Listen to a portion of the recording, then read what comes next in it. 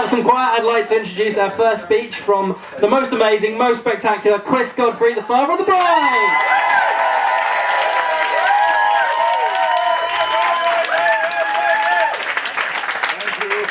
Thank you so much. Ladies and gentlemen, and all the rest of you, falls to me to deliver this encomium because nobody else likes doing it either. We've all witnessed an impressive homemade ceremony, not out of an instruction book, designed as all such ceremonies should be to emphasize and encourage a permanency of union voluntarily entered into. I'm aware that I'm supposed to produce a chokingly embarrassing recital of Katie's early achievements and peccadillos. But I can't remember whether she kept the peccadillo or gave it to the zoo. It is true she strangled a bear when she ran out of ammunition at the age of 3, and was always pestering to be allowed to go tightrope walking over raging torrents. But I needn't go into details, you all know what she is like. No, really, at my age, all I can usefully offer is a handful of useful tips for future conduct for both parties in this agreement. Things I wish I got into my own thick head a little earlier in my life. And at the top of that list is, don't have rows. Forget all that guff about, oh, blessings on the falling out that all the more endears. You say things you never meant to say, and definitely shouldn't have said, and then you forgive each other, and it's all wiped away. Except a slight imprint remains, which can be forensically recovered later from the deleted file and restored in a place called back of the mind. And later, you ponder, have I really got dandruff?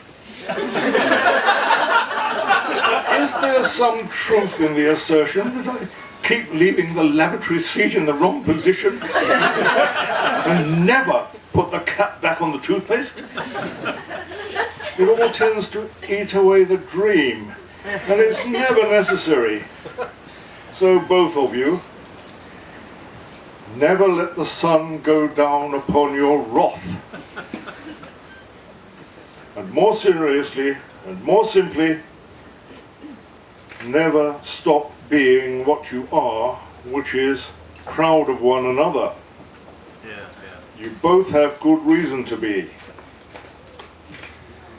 The next important bit of advice, start saving now for your retirement home.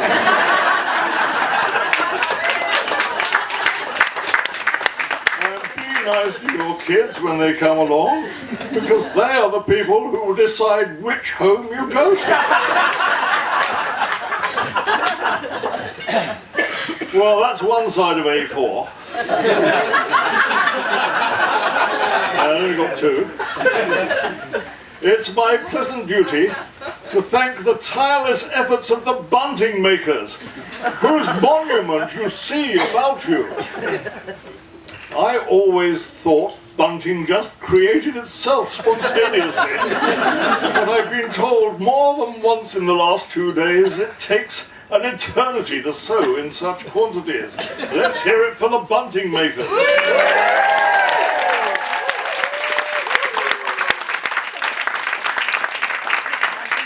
while we're on that subject, let's not forget the heroes and heroines who devoted time to washing the labels off hundreds of jam and pickle jars.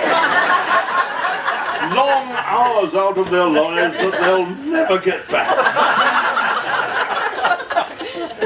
I didn't mean to pick out these fine examples alone among so many, but if we were to raise a glass to each and everybody who has laboured to make this event extraordinary and working, we'd be here all afternoon and there wouldn't be a drop of wine left for the evening.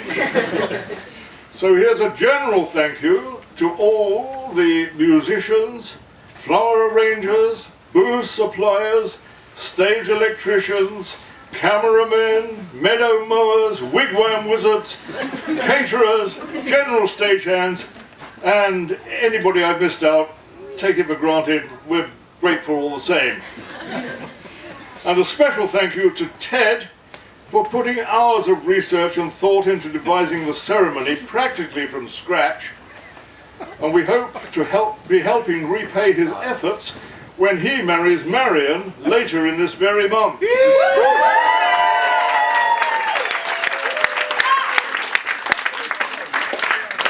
And perhaps the longest and hardest workload has fallen on the beneficiaries themselves. They've been toiling away for well over a year since Chris first asked for my daughter's hand. And I, of course, replied, "Where do you want it posted to? And what about having the rest of her as well?"